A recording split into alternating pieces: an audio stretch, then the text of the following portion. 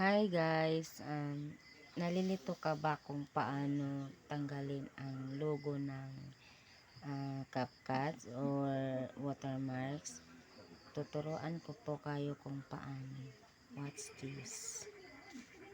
Dito sa dulo ng ating video guys, iwasan natin pindutin yung add ending. Kasi kapag pinindot mo yan, makikita mo yung logo ng CapCut o watermarks.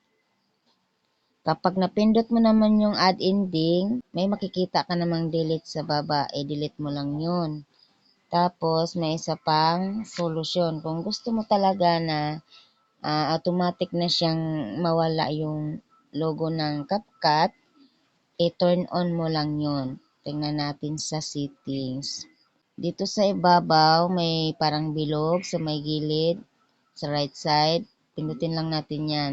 Yung add default ending na yan, pipindutin lang natin yan. Mag-automatic na yan. Pwede ka nang hindi mag-delete doon ng CapCut sa dulo sa inyong videos na gagawin. At kung nagustuhan mo ang aking pagtuturo guys, please share this video and follow. Thank you. Love ya!